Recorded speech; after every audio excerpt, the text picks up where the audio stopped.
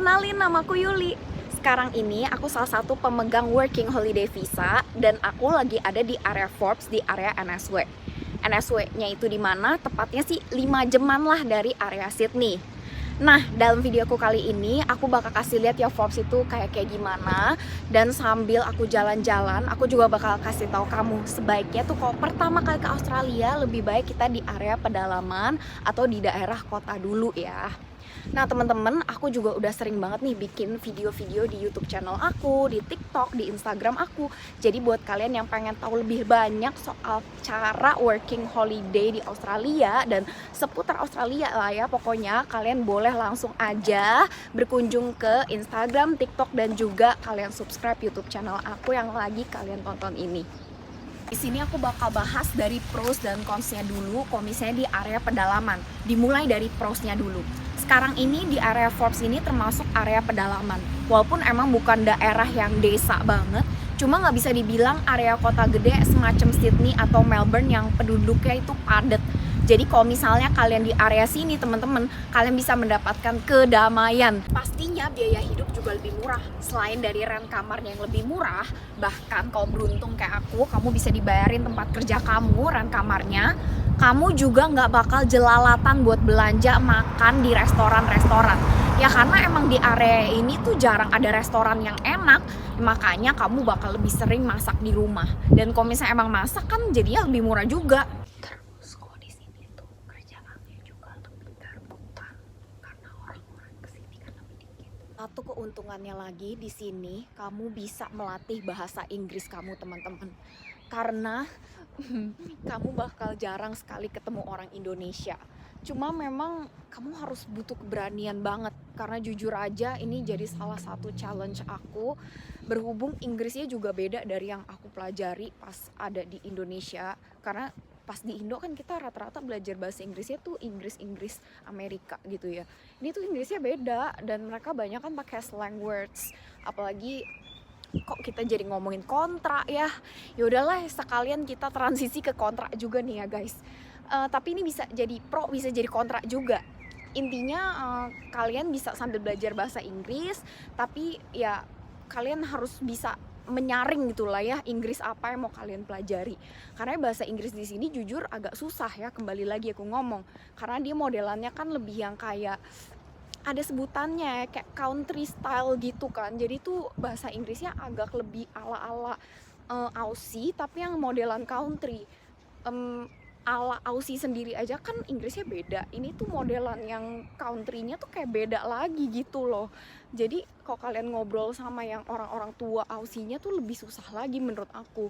Bahkan aku tuh kayak berusaha mesti bener-bener fokus banget pas di tempat kerja aku sekarang gitu. Jadi ini tantangan baru banget dan pastinya ya kalian akan mendapatkan suatu pelajaran baru banget ya guys di sini.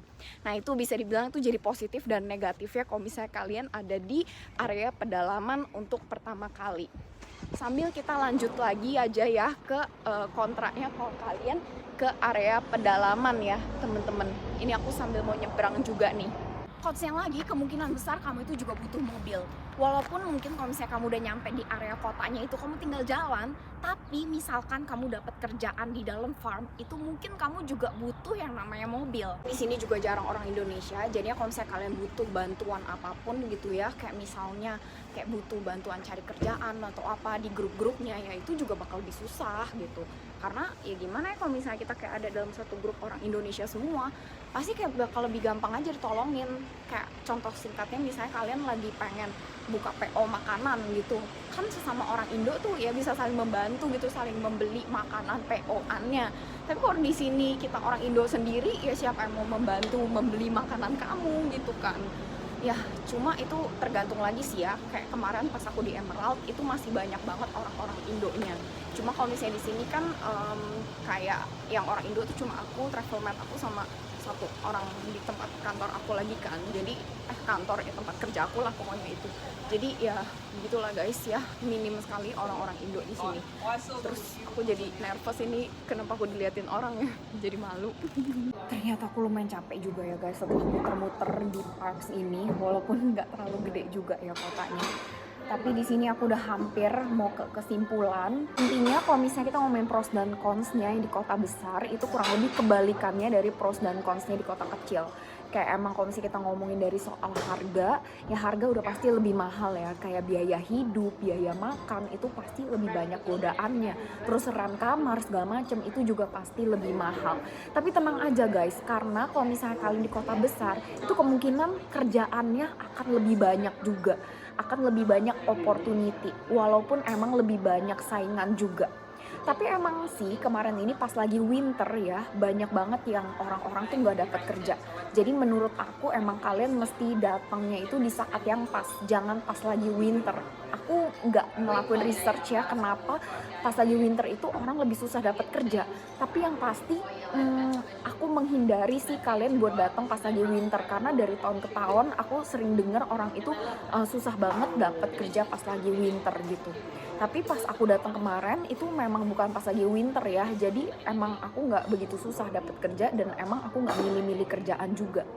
Terus aku pun bahkan bisa double job gitu, dan ada juga orang-orang lain yang bisa bahkan triple job, dan itu pasti akan lebih menguntungkan juga buat kamu gitu.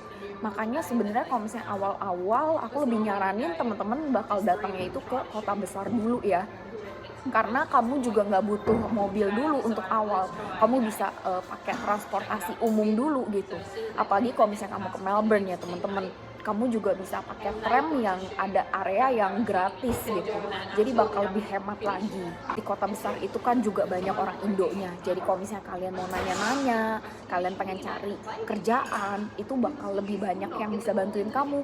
Kamu mau buka-buka PO makanan, kalian yang punya skill-skill yang kayak misalnya buka freelance foto, freelance makeup atau apapun itu, kamu juga bisa langsung aja kalian tanya di grup-grup orang Indo kayak gitu loh. Cuma ya emang mungkin skill bahasa Inggris kalian nggak terlalu bakal upgrade, karena mungkin kalian nggak bakal terlalu banyak bergaul sama orang yang di luar orang Indonesia.